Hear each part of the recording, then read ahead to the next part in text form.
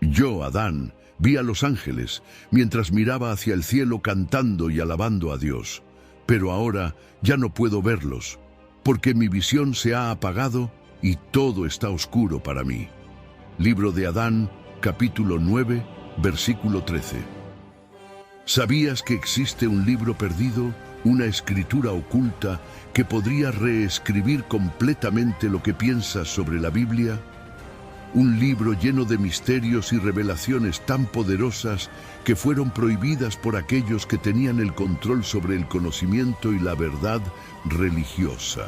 La Biblia etíope, una versión ancestral de las Escrituras, guarda en sus páginas un conocimiento prohibido, una sabiduría que fue deliberadamente apartada de las versiones tradicionales que conocemos hoy. La pregunta que flota en el aire es, ¿por qué este libro fue prohibido? ¿Qué contenía de tan poderoso que fue silenciado, borrado y eliminado de las escrituras oficiales? Cuando piensas en la Biblia, ¿qué viene a tu mente? Las historias conocidas sobre Adán y Eva, Noé, los profetas y Jesucristo. Ahora, imagina que dentro de la tradición cristiana existió una versión más antigua de la Biblia, un compendio de textos sagrados, muchos de los cuales fueron retirados, y que ofrece una visión más profunda y, a veces, desconcertante, de la relación entre Dios, los humanos y los ángeles. Esa versión se conoce como la Biblia etíope y contiene libros que hasta hoy son considerados fuera del canon tradicional, libros que hablan de ángeles caídos, Nefilim, seres celestiales y un tipo de conocimiento cósmico que nunca imaginaste posible. ¿Has oído hablar del libro de Enoc, por ejemplo? Este es solo uno de los libros que forman parte de la Biblia etíope, pero que nunca llegaron a ser incluidos en las versiones que conocemos hoy. ¿Pero qué contiene exactamente en sus escrituras que llevó a que fueran ocultadas por tanto tiempo? El libro de Enoc es uno de los más intrigantes, ya que habla de ángeles que descendieron a la tierra, de una raza de gigantes y de una revelación cósmica sobre el destino del hombre y el mundo. Este libro, junto con otros, era leído por comunidades cristianas antiguas, pero con el paso de los siglos fue prohibido, considerado herético y excluido del canon bíblico. ¿Por qué? Retrocedamos en el tiempo, al momento en que las primeras versiones de la Biblia fueron definidas. El Concilio de Cartago, realizado en el siglo IV, fue uno de los puntos clave donde los líderes de la Iglesia decidieron qué libros serían considerados auténticos y cuáles serían excluidos. Durante este concilio, la Biblia etíope quedó fuera, no porque no fuera reconocida como sagrada, sino porque no se alineaba con la visión de poder que los líderes de la Iglesia querían establecer. Este movimiento no fue solo sobre religión, sino sobre control, control del conocimiento, control de la narrativa histórica y control de lo que se consideraría la verdad espiritual. La Biblia etíope no encajaba en ese molde. Pero ¿qué hay realmente en las páginas de esta Biblia que podría amenazar el orden religioso y político? ¿Qué revelan sus textos que es tan perturbador, tan profundo, que necesita ser escondido? Para entender esto, necesitamos mirar más de cerca los libros prohibidos dentro de esta tradición. Por ejemplo, el libro de Enoc, que describe cómo los ángeles caídos, conocidos como los vigilantes, descendieron a la tierra y enseñaron a los humanos conocimientos prohibidos. Estos ángeles, que se rebelaron contra el orden divino, transmitieron enseñanzas sobre geometría sagrada, astronomía e incluso magia, habilidades que transformaron a la humanidad y la hicieron más avanzada de lo que debería. Pero ¿cuál fue el precio de ese conocimiento? El libro de Enoc es claro al mencionar que los ángeles caídos dieron a la humanidad conocimiento sobre cosas como la metalurgia, la cosmología y las ciencias ocultas. Pero, a cambio, Enseñaron saberes peligrosos que podrían alterar el curso natural de la creación y debilitar la conexión de los humanos con Dios. Este libro describe la creación de una raza de gigantes, los Nefilim, descendientes de estos ángeles caídos, seres que poseían una fuerza y sabiduría sobrehumanas, pero que estaban destinados a traer destrucción. Y aquí surge la pregunta que muchos evitan: ¿por qué estos ángeles caídos desearon a las mujeres humanas? ¿Alguna vez te has detenido a pensar en esto? Ángeles, seres celestiales, creados para servir a Dios, ¿tuvieron deseos sexuales? Y más aún, ¿cuál fue el impacto de esto en la creación humana y en la comprensión del propósito espiritual? En el libro de Enoc, los ángeles caídos, conocidos como los vigilantes, se enamoraron de las mujeres humanas, creando así una línea de seres híbridos conocidos como Nefilim. No solo tomaron esposas humanas, sino que también trajeron consigo un conocimiento de mundos más allá de nuestra comprensión. El deseo de los ángeles por los humanos es un tema complejo y enigmático. ¿Fueron impulsados por curiosidad, por una búsqueda de algo que trasciende su propia naturaleza celestial? O quizás, al buscar esta conexión con los humanos, algo más profundo quedó al descubierto, algo que los dioses no querían que supiéramos. Pero, ¿qué más podría haber en este contenido?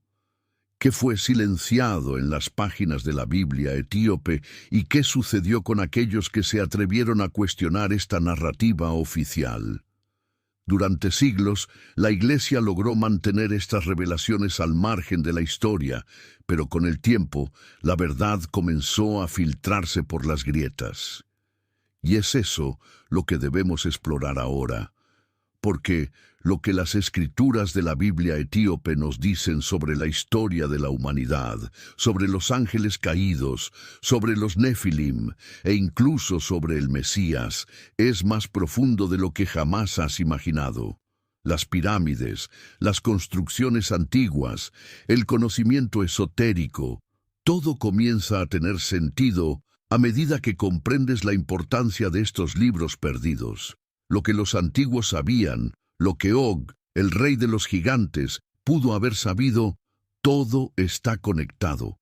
Los Nefilim no eran solo una leyenda. Fueron reales, y el impacto de su existencia aún resuena en la Biblia etíope y en sus enseñanzas prohibidas. Sí, piénsalo. Si consideramos que los ángeles caídos no solo enseñaron habilidades tecnológicas, sino también sabiduría mística, algo mucho más complejo estaba en juego. No solo estaban ofreciendo herramientas para mejorar la vida humana, estaban entregando códigos que podían reescribir las leyes de la naturaleza, que podían influir en la propia estructura de la realidad. ¿Y qué significa esto para nosotros? Si este conocimiento fue escondido, ¿cuál es el verdadero poder detrás de él?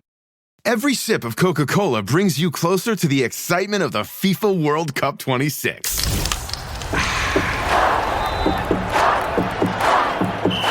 Because nothing compares to the joy. So grab a Coke and drink in the FIFA World Cup 26. No purchase necessary. 13 plus in 50 U.S. states and D.C. with a web-enabled device. Ends March 1st with 8 entry periods. Rules at cokeurl.com/soccerrules.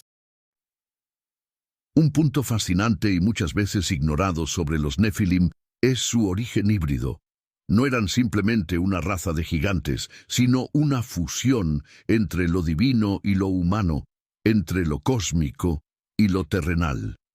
Los Nefilim, como hijos de los ángeles caídos y las mujeres humanas, representaban un vínculo entre dos mundos, un punto de convergencia entre lo celestial y lo material. No eran solo criaturas de fuerza bruta, sino seres que poseían un conocimiento superior, habilidades que desafían nuestra comprensión moderna. Ahora, imagina por un momento que este conocimiento no fuera solo un legado del pasado, sino algo vivo, algo que podría ser revivido. ¿Qué pasaría si la humanidad tuviera acceso a esta sabiduría ancestral? ¿Qué ocurriría si las antiguas enseñanzas sobre geometría sagrada, astrología y alquimia se convirtieran en parte de nuestra comprensión moderna del cosmos? ¿Podemos realmente creer que la historia ha terminado o que se está reescribiendo constantemente, esperando el momento adecuado para ser revelada? Al profundizar más, no podemos ignorar la conexión entre los Nefilim y lo que consideramos misterios cósmicos. ¿Qué sucede si estas criaturas no fueron solo una aberración del pasado, sino el reflejo de una realidad que aún acecha esperando ser entendida? La geometría sagrada, por ejemplo, es uno de los conceptos fundamentales del conocimiento prohibido. Pero, ¿qué significa realmente? Estamos hablando de un lenguaje universal, una forma de entender las matemáticas que no solo rige las estructuras físicas del universo, sino que también abre portales hacia dimensiones alternativas. Sabemos que los vigilantes, los ángeles caídos, eran maestros de este lenguaje y lo transmitieron a los humanos. Pero, ¿es posible que estas enseñanzas puedan ser recuperadas de alguna manera? Y aquí surge otra cuestión. ¿Nos revela algo la Biblia etíope sobre estos portales? No estamos hablando solo de conocimiento sobre el mundo físico, sino también sobre el mundo espiritual. El libro de Enoc, con sus relatos sobre los ángeles caídos y las fuerzas cósmicas en juego, sugiere que la Tierra, nuestra realidad, no es el único plano de existencia. Existen portales, existen dimensiones paralelas que pueden ser accesadas a través de un entendimiento profundo del cosmos. ¿Te has detenido alguna vez a imaginarlo? ¿Qué harías si estuvieras en posesión de ese conocimiento? ¿Qué podría hacer la humanidad con esa sabiduría cósmica y la capacidad de acceder a otras dimensiones? ¿Serían realmente beneficiosas estas herramientas de poder? ¿O podrían abrir puertas hacia algo que no sabemos cómo controlar? Quizás, y esta es una idea que está ganando fuerza, los portales y dimensiones descritos en la Biblia etíope no son solo conceptos místicos, sino representaciones literales de eventos cósmicos que podrían ser accesibles mediante una comprensión elevada de la energía y la materia. ¿Podría esto conectarse de alguna manera con las pirámides, los monumentos antiguos y todas esas estructuras que parecen imposibles para la tecnología de su época? Estas construcciones no serían solo obras de ingeniería, sino puntos de intersección, nodos de energía cósmica capaces de abrir realidades paralelas. La cuestión es que la geometría sagrada, tal como la enseñaron los ángeles caídos, está presente en todas partes, en las pirámides de Egipto, en los templos mayas, en las estructuras de Stonehenge y en algunas de las construcciones más enigmáticas del mundo. Estas formas perfectas resuenan con frecuencias cósmicas. ¿Qué hacen estas estructuras? No son solo símbolos de poder, sino conductores de esas energías que los antiguos sabios comprendían. Y los Nefilim, descendientes de los ángeles caídos, poseían el poder de manipular estas energías de maneras que los humanos modernos apenas podemos imaginar. Pero la pregunta persiste: ¿cuál es el verdadero propósito detrás de esta búsqueda de conocimiento prohibido? Porque esta búsqueda parece traer consigo consecuencias tan profundas. ¿Está realmente preparada la humanidad para manejar lo que vendrá al intentar acceder a estas fuerzas cósmicas y verdades ocultas? Y aún más intrigante, ¿por qué la Iglesia, a lo largo de la historia, trabajó tanto para ocultar estos secretos? ¿Qué temían? ¿Qué podría suceder si el verdadero conocimiento fuera revelado a la humanidad? Estas preguntas abren caminos para reflexiones intensas. Pero antes de adentrarnos profundamente en este tipo de pensamiento, quiero hacerte una pregunta. ¿Quién eres realmente? ¿Alguna vez te has detenido a reflexionar sobre eso? Eres más que tu nombre, más que las historias que te cuentas a ti mismo. Existe un proverbio chino que dice, si quieres tomar de mi té, primero vacía tu taza. Por eso te invito ahora a vaciarte, a estar neutral, a abrir tu mente y absorber algo nuevo. Lo que exploraremos aquí no es solo conocimiento oculto, sino una sabiduría que moldea y transforma el entendimiento de nuestra propia existencia. Porque una vez que aprendes a mirar más allá del horizonte, comienzas a ver lo que nadie más puede ver. Entonces, ven conmigo y descubramos juntos lo que guarda la Biblia etíope. Vamos a explorar estas verdades olvidadas para entender quiénes somos realmente y de qué estamos hechos como humanidad. Ya hemos hablado antes del libro de Enoc, ese texto asombroso que contiene conocimientos milenarios, que revela historias sobre los vigilantes, los Nefilim y el origen del conocimiento prohibido que moldeó el curso de la historia humana. Pero, ¿y los otros libros apócrifos que fueron excluidos? ¿Podrían ellos también tener algo que decirnos? Algo que no deberíamos ignorar. Entre estos textos está el misterioso Libro de Adán. ¿Por qué se llama Libro de Adán? Este libro es profundamente fascinante. No es tan diferente del libro del Génesis, en el sentido de que también habla sobre la creación de Adán, el mundo y el momento en que, junto con Eva, cayó en pecado. Pero va más allá. El libro de Adán detalla no solo el evento de la caída, sino las implicaciones profundas de ese acto para la humanidad y cómo afectó la relación entre el hombre y Dios. Por ejemplo, sabemos que después de pecar, Adán y Eva perdieron la capacidad de escuchar claramente la voz de Dios. Fueron consumidos por la vergüenza y el miedo, al punto de esconderse de Dios entre las hojas de una higuera.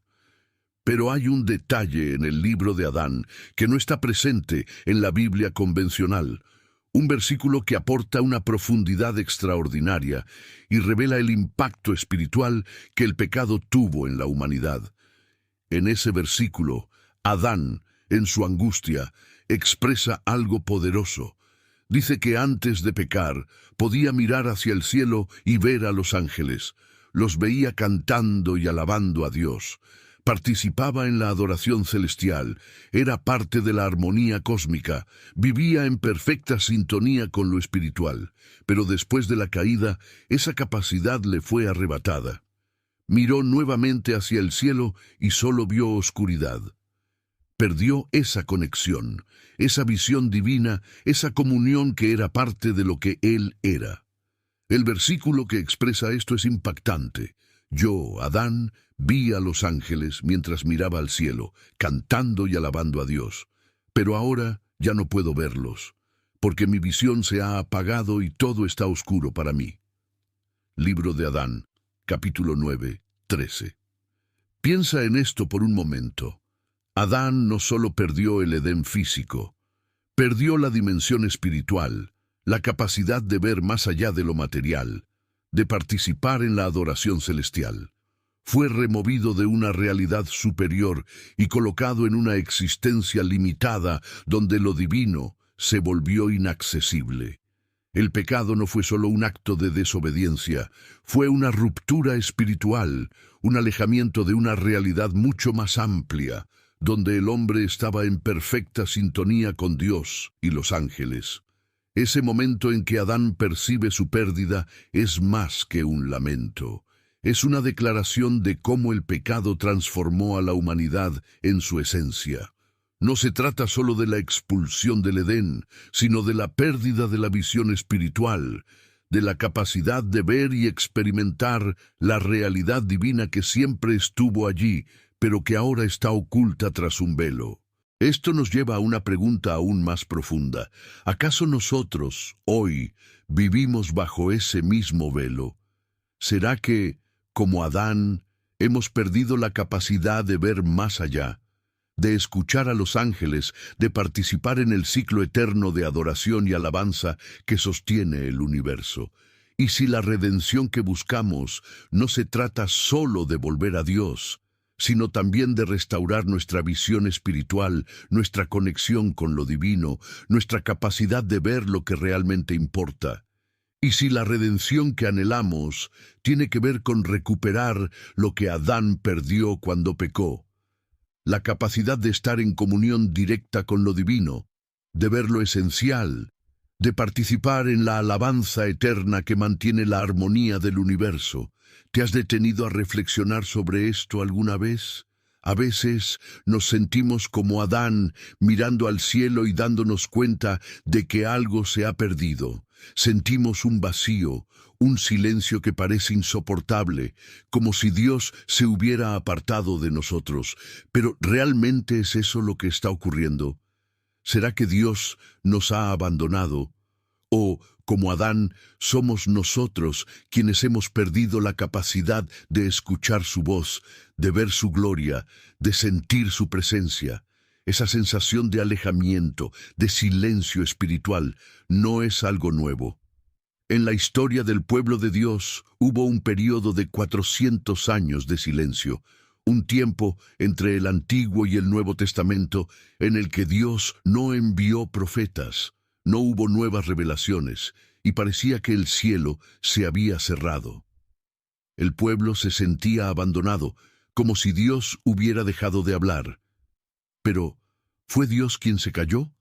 ¿O fue el propio pueblo que, debido a su desobediencia, a su pecado y a su ignorancia espiritual, perdió la capacidad de escuchar la voz de Dios? Reflexiona en esto. El pecado siempre ha tenido el poder de desconectarnos de lo divino, de crear una barrera que no solo nos aleja de Dios, sino que también nos ciega y nos ensordece a la realidad espiritual. Cuando Adán pecó, no solo perdió el Edén físico, perdió la visión espiritual, la capacidad de ver a los ángeles alabando, de sentir la gloria de Dios de manera tangible.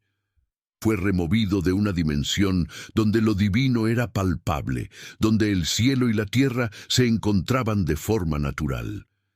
El pecado creó un velo, una barrera que oscureció su percepción. ¿Será que nosotros, como humanidad, vivimos lo mismo? ¿Será que, al igual que el pueblo de Israel en aquel tiempo, nos hemos vuelto sordos a la voz de Dios?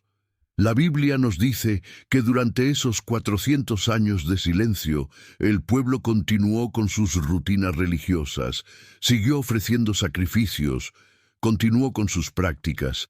Pero, ¿acaso todo eso no era solo una apariencia de fe? Una repetición de rituales vacíos, sin una verdadera conexión con lo divino.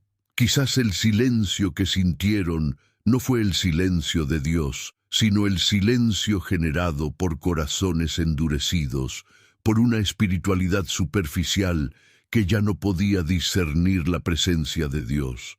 Estaban tan ocupados con sus propias agendas, con sus reglas y juicios, que perdieron la esencia de lo que realmente importaba.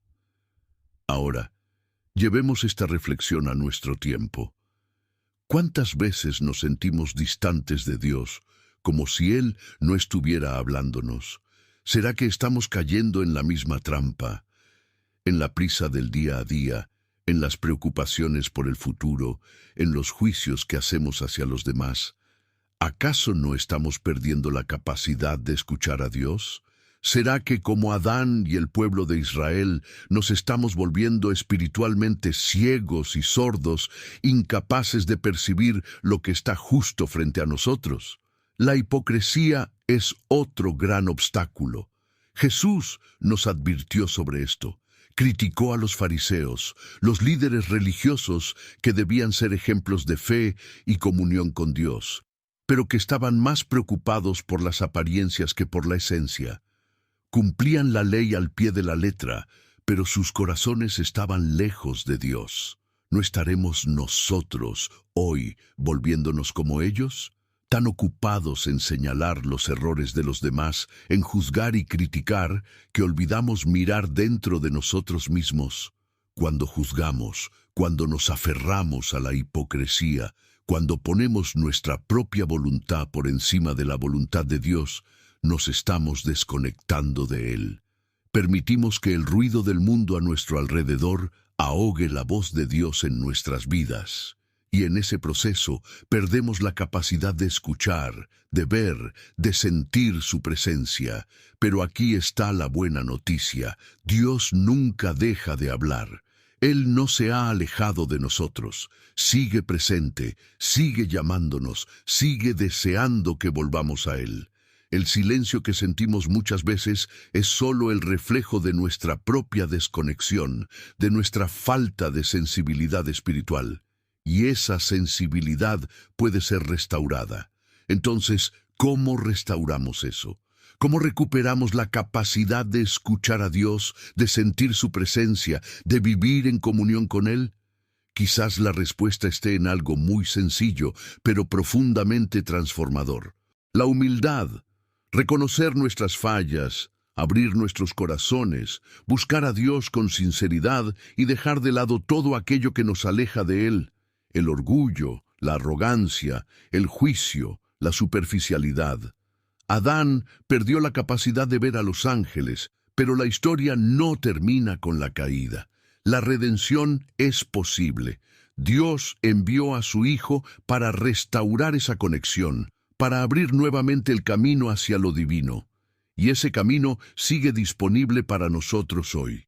Ahora que entendemos que Adán perdió su capacidad de escuchar y ver a los ángeles alabando, necesitamos ir aún más profundo. Debemos preguntarnos, ¿qué ocurrió realmente en ese momento? Esa pérdida no fue solo un efecto colateral de su desobediencia, ni se limitó a la expulsión física del jardín del Edén. Lo que sucedió fue algo mucho mayor y más profundo. Adán fue removido de una dimensión superior de existencia. No vivía solo en un jardín terrenal, habitaba una realidad espiritual que, en las palabras de Pablo, es conocida como el tercer cielo. Pablo nos habla de este tercer cielo en 2 Corintios 12:2, diciendo: «Conozco a un hombre en Cristo que hace 14 años fue arrebatado hasta el tercer cielo. Si en el cuerpo o fuera del cuerpo no lo sé, Dios lo sabe». El tercer cielo es descrito como una dimensión espiritual, un lugar donde la gloria de Dios se manifiesta plenamente, donde los ángeles alaban continuamente y donde no hay separación entre lo divino y lo terrenal. Adán, antes de pecar, vivía en esa realidad. Estaba en perfecta comunión con Dios. Veía a los ángeles cantar, escuchaba la voz de Dios directamente, participaba de la armonía cósmica que sostenía toda la creación. Estaba integrado en el plan divino, viviendo en la plenitud de lo eterno. Pero con el pecado, todo esto se perdió. Adán no solo fue expulsado del Edén, fue degradado a una existencia inferior, limitado a la dimensión física y desconectado de lo espiritual. El pecado lo arrancó del tercer cielo y lo lanzó a la realidad terrenal, donde la presencia de Dios parecía distante, inaccesible. Dejó de ser un habitante de lo infinito para convertirse en un prisionero de lo finito. Y fue en ese estado de caída que percibió el peso de su elección. Lleno de vergüenza y miedo, Adán hace algo curioso. Intenta esconderse, pero no elige cualquier lugar. Busca refugio detrás de una higuera. Y aquí surge una pregunta que no podemos ignorar. ¿Por qué una higuera? ¿Fue solo una elección aleatoria? ¿O hay algo mucho más simbólico y profundo en esa elección? En la Biblia, la higuera no es solo una planta, lleva consigo un significado espiritual. En varios pasajes es usada como símbolo de Israel, de la condición espiritual del pueblo de Dios. Veamos, por ejemplo, lo que dice Oseas 9:10. «Encontré a Israel como uvas en el desierto. Vi a vuestros padres como las primicias de la higuera nueva». O también en Jeremías 8:13, donde Dios habla sobre la decadencia espiritual de su pueblo. «Los cortaré por completo», declara el Señor. «No habrá uvas en la vid, ni higos en la higuera, y la hoja se ha secado. Adán, al esconderse detrás de la higuera, no solo buscaba refugio físico, estaba buscando cubrir su vergüenza y su desnudez espiritual con algo que representaba su conexión perdida con Dios. La higuera simbolizaba un estado de bendición, pero también de juicio, un recordatorio de lo que se había perdido y de lo que estaba en juego. Este acto refleja la lucha interna del hombre por encontrar una solución a la desconexión creada por el pecado, una desconexión que solo Dios podría restaurar. La higuera, por lo tanto, no es solo una planta, es un símbolo de Israel, de su relación con Dios, de su condición espiritual. Ahora, aplica esto a la historia de Adán. ¿Y si, al esconderse en la higuera, Adán estuviera, incluso inconscientemente, buscando refugio en algo que representaba una alianza perdida? ¿Y si la higuera fuera más que un simple árbol? Piensa conmigo.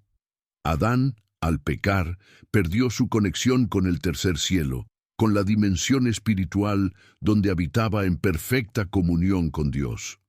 Fue reducido a la tierra, a lo material, y en ese estado intentó encontrar un sustituto, algo que le devolviera la sensación de seguridad.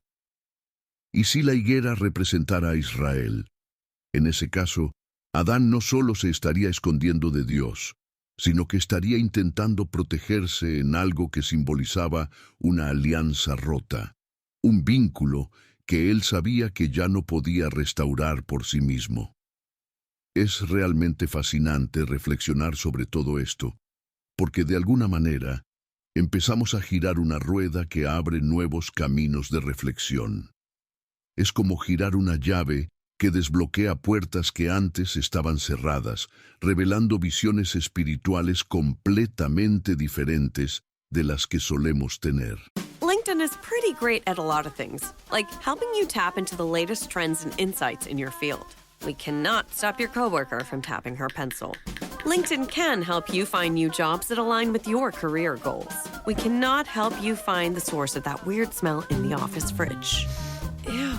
And while we can't stop your coworkers from bringing their hobbies into the office, LinkedIn can help you bring your career to the next level. LinkedIn is the network that works for you. Cuando entendemos que Israel es frecuentemente simbolizado por la higuera y que Adán, al pecar, fue removido de una dimensión espiritual elevada, lo que Pablo describió como el tercer cielo, comenzamos a darnos cuenta de la profundidad de esta caída. Adán perdió la capacidad de ver más allá, de percibir la realidad espiritual, y fue reducido a lo que llamamos materia. Esto nos lleva a una pregunta interesante. Después de todo, ¿qué es la materia? Este cuerpo que tenemos, esta carne que cargamos, es una creación perfecta de Dios, pero limitada en su esencia. Es interesante pensar que, incluso en su limitación, Dios diseñó todo con un propósito increíble. ¿Sabías, por ejemplo, que el primer órgano que se forma en el cuerpo humano es el corazón? Sí, el corazón se forma antes que cualquier otra cosa, como si fuera el centro de la vida, el motor que sostiene todo lo demás. Esto no solo es fascinante desde el punto de vista biológico, sino también desde el punto de vista espiritual. El corazón no es solo un órgano, es el símbolo de nuestra conexión con Dios, el centro de nuestras emociones, deseos e intenciones. Y al reflexionar sobre esta creación, podemos ir más allá. ¿Te has detenido a pensar que, independientemente de la apariencia externa, de la clase social o del estatus, todos compartimos la misma sangre? Piensa en las personas que son consideradas el estándar de belleza en el mundo. Modelos, reinas de belleza, actores de cine. Piensa también en las personas que ocupan posiciones de poder, en las élites, en los grandes empresarios. Ahora compáralos con cualquier persona común, alguien que conoces en tu día a día, A pesar de las diferencias externas, la sangre que corre por cada uno de nosotros es del mismo color. Esto nos recuerda que, ante Dios, no hay distinciones. Todos somos iguales en nuestra humanidad, en nuestras limitaciones, en nuestro sufrimiento. No importa si alguien vive en la mansión más grande o en el lugar más humilde, el dolor humano es el mismo. Las pérdidas son igualmente dolorosas y todos enfrentamos la finitud de la vida. Así nos damos cuenta de algo extraordinario. A pesar de nuestras diferencias, somos una unidad que necesita desesperadamente la gracia de Dios, porque sin esa gracia no somos nada. Esto nos hace reflexionar sobre cuán limitados estamos, tal como Adán quedó después de la caída. ¿Te has dado cuenta de lo reducida que es nuestra percepción? No sentimos todos los olores, no vemos todos los colores, no escuchamos todos los sonidos. Vivimos en una realidad donde nuestras capacidades son solo fragmentos de lo que podríamos ser. En este estado actual, no somos ni el 1% de lo que los ángeles son en Dios. Es impresionante, ¿no? Y al mismo tiempo, explica por qué muchas veces nos sentimos tan vacíos. Hay días en los que miramos a nuestro alrededor y nada tiene sentido.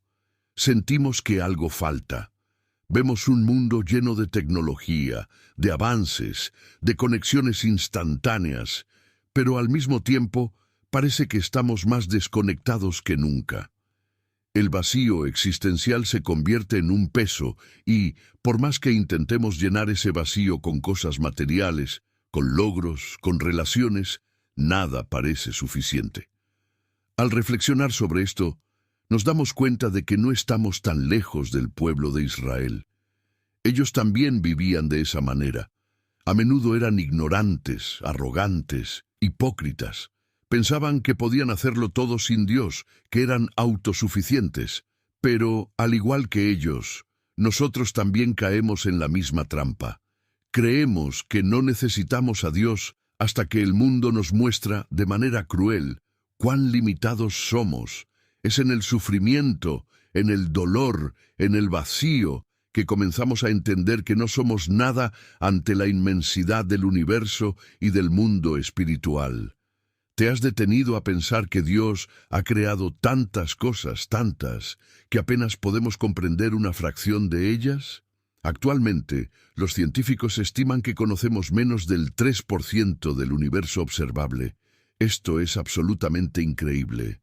Vivimos en un universo tan vasto, tan complejo, y aún así insistimos en creer que somos el centro de todo. Pensamos que la vida gira a nuestro alrededor, que somos la única fuente de existencia. Pero, ¿no es esto una arrogancia absurda? Dios nos ha dado un vistazo de su creación, pero lo poco que logramos ver ya debería dejarnos maravillados. El hecho de que no conozcamos casi nada del universo nos muestra que hay mucho más allá de lo que podemos imaginar. Y, aún así, muchas veces actuamos como si fuéramos dueños de todo, como si pudiéramos controlarlo todo. Pero, ¿acaso podemos? ¿Realmente entendemos el propósito de todo esto en nuestra limitación? Esta reflexión nos lleva a algo mucho mayor. Adán, cuando cayó, fue confinado a un mundo físico, pero no dejó de ser parte de algo más grande. Todavía era parte del plan de Dios, aún estaba bajo su gracia, incluso en medio de la caída. Y lo mismo se aplica a nosotros. A pesar de nuestras limitaciones, a pesar del vacío que a menudo sentimos, Dios sigue presente. Él nos sostiene, nos llama a algo más grande, nos invita a mirar más allá de nuestras limitaciones y a confiar en Él.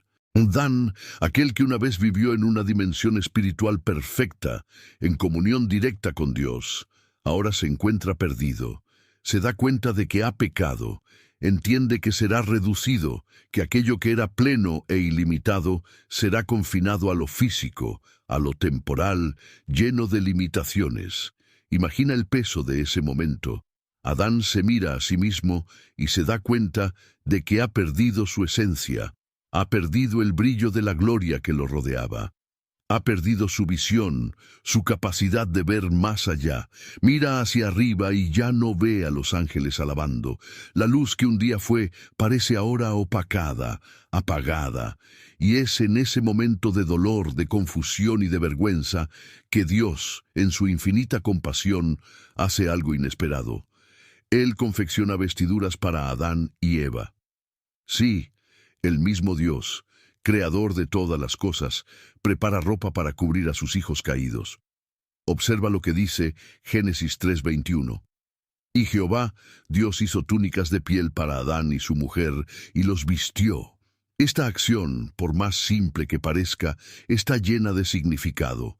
Piensa en esto. El mismo Dios que creó los cielos y la tierra, el universo con miles de millones de galaxias, que moldeó cada detalle de la existencia, ahora se dirige a sus criaturas caídas y realiza algo tan personal. Él les hace ropa, cuida de ellos.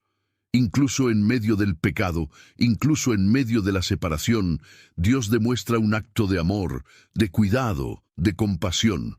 Pero aquí surge una pregunta interesante. ¿Acaso Dios, que tiene el poder de crear todo de la nada, necesitó matar a un animal para hacer esas vestiduras? ¿Acaso Él, en su perfección, realmente habría sacrificado a uno de los pequeños para confeccionar ropa de cuero? El Dios, que es la fuente misma de la vida, habría actuado de esta manera. La respuesta es sencilla. No. Dios no tiene limitaciones. No necesita usar lo que ya existe para crear algo nuevo. Él es el creador. Podría haber creado esas vestiduras de la nada sin depender de ningún sacrificio. Entonces, ¿qué son realmente estas vestiduras que Dios hizo para Adán y Eva? ¿Será que estas ropas son más de lo que parecen? ¿Será que tienen un significado espiritual que a menudo dejamos pasar? Piensa en esto. Antes de pecar, Adán no estaba confinado a la materia como lo estamos nosotros hoy. Era una esencia perfecta, una creación ilimitada de Dios. Adán era, en cierto modo, luz. Existía en una dimensión donde el tiempo, el espacio y las leyes físicas que conocemos no lo restringían. Era una expresión pura de la gloria de Dios, una manifestación de la esencia divina. Adán podía percibir todos los olores, ver todos los colores, experimentar la creación en su totalidad, y él mismo reconoció esto.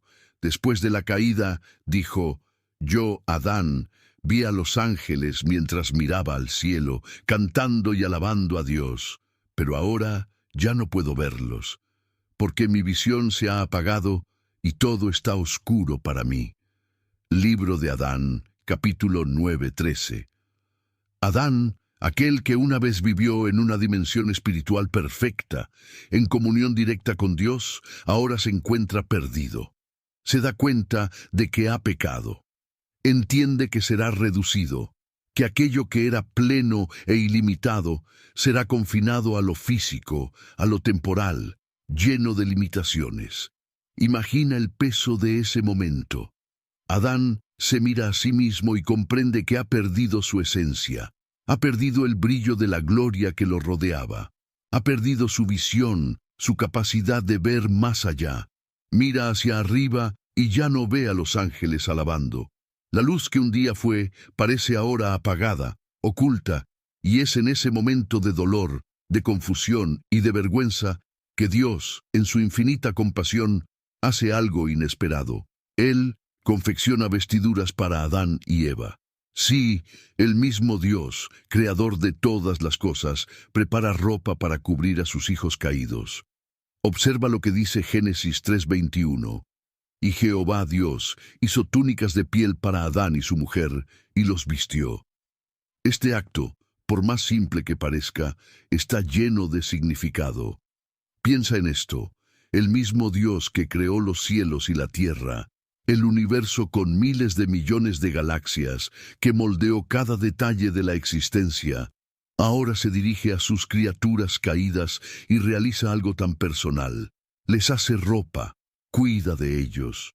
Incluso en medio del pecado, incluso en medio de la separación, Dios demuestra un acto de amor. de cuidado, de compasión. Ahora reflexiona conmigo. Esas vestiduras que Dios dio a Adán, ¿podrían ser lo que hoy llamamos cuerpo? ¿Piel? Piénsalo. Dios creó un cuerpo para Adán, pero antes del pecado, ese cuerpo no era como lo conocemos ahora. Estaba revestido de luz, de gloria, de algo que trascendía la materia. Pero tras el pecado, Adán fue confinado a un cuerpo físico, a una realidad donde su luz, su esencia divina, quedó atrapada. Fue vestido con materia, fue limitado. ¿Te has detenido a pensar cuán central es la palabra luz en la Biblia? Es casi como si fuera un hilo conductor que conecta toda la creación con el propósito de Dios. Desde el principio, en las primeras palabras registradas, Dios dijo, «Sea la luz», y la luz fue. Fascinante, ¿no? Dios no creó la luz como algo secundario.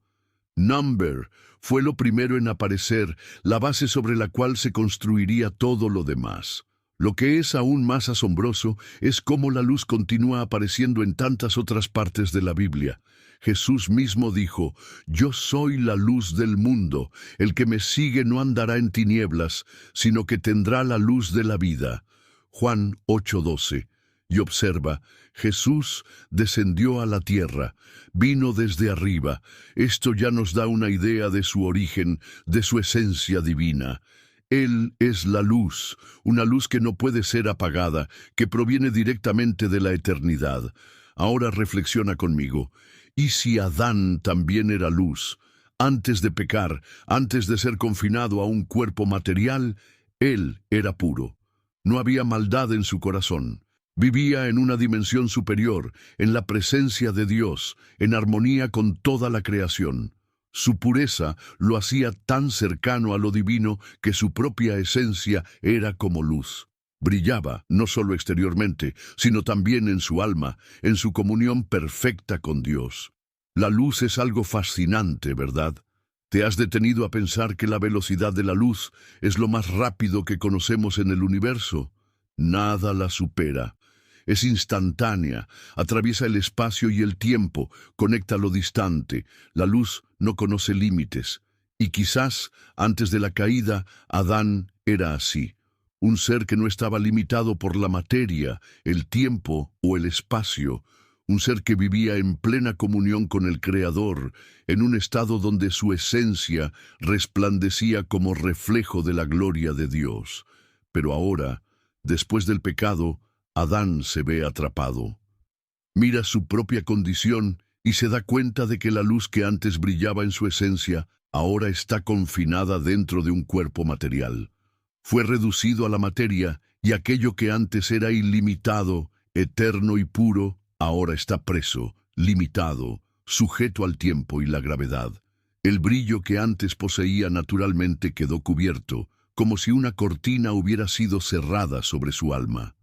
Adán, ahora, es un reflejo de todos nosotros, no solo en el pecado, sino también en la lucha por comprender la dualidad entre la esencia divina que Dios puso en nosotros y las limitaciones del cuerpo físico.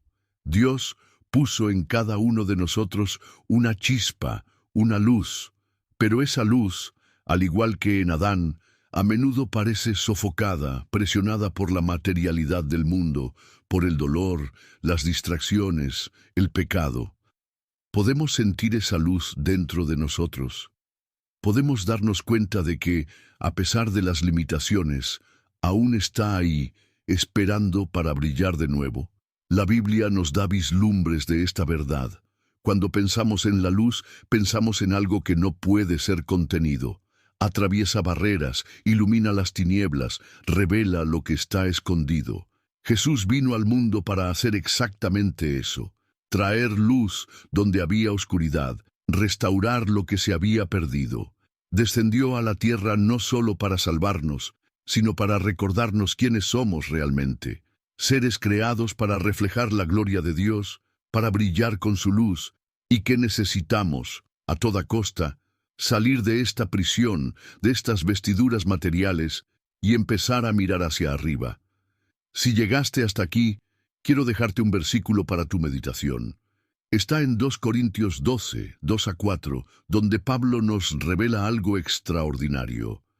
Conozco a un hombre en Cristo que hace 14 años fue arrebatado hasta el tercer cielo. Si en el cuerpo o fuera del cuerpo, no lo sé, Dios lo sabe.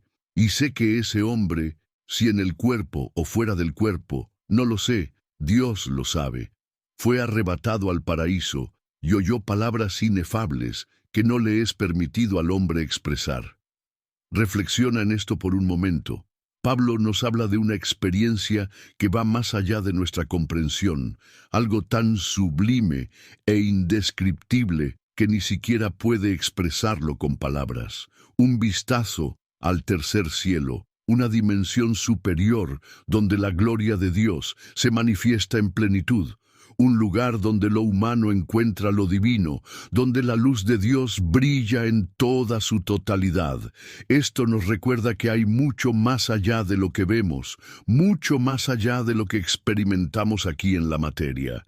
Ahora quiero invitarte a hacer una oración conmigo, una oración que nos conecte con esa luz, con esa gloria, y que nos lleve a entregarle todo lo que somos a Dios. Cierra tus ojos, si puedes, y ven conmigo en espíritu. Oremos juntos. Señor Dios Todopoderoso, Creador de los cielos y la tierra, nos presentamos ante ti en este momento con humildad y reverencia.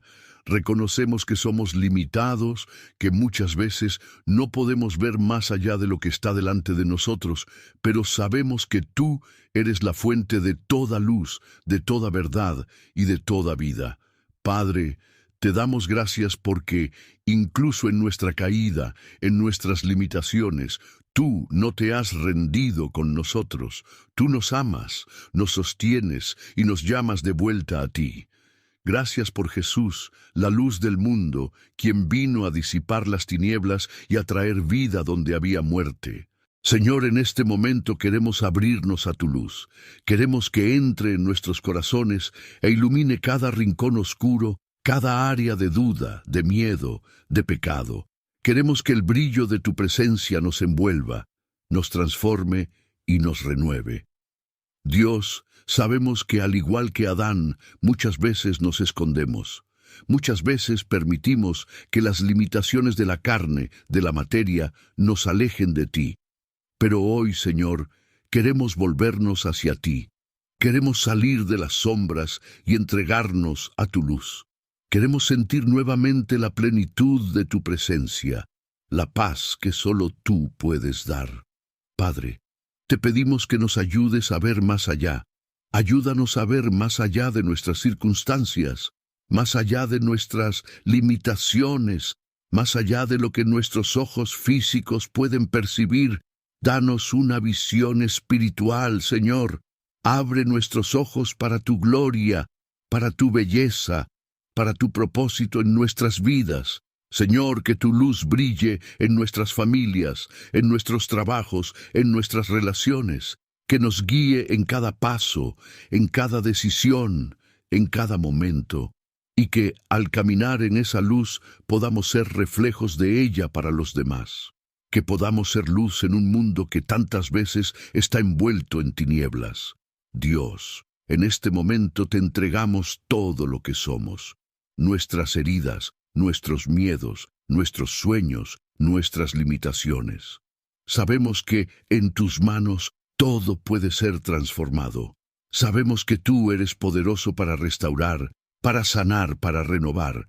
Padre, te pedimos por todos aquellos que se sienten perdidos, vacíos, sin esperanza, que tu luz los alcance ahora, que puedan sentir tu amor, tu paz, tu presencia, y que al conocerte puedan encontrar propósito, vida y plenitud.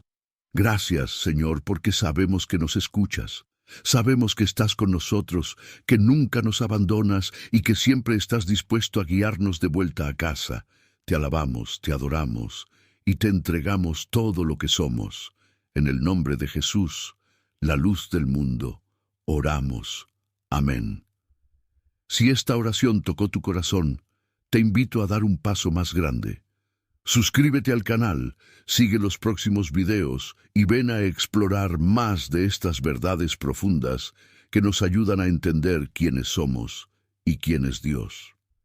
Gracias por estar aquí, por permitirme compartir este mensaje contigo. Que la luz de Dios continúe brillando en tu vida hoy y siempre. Y recuerda, con Dios nunca estaremos en tinieblas. Hasta la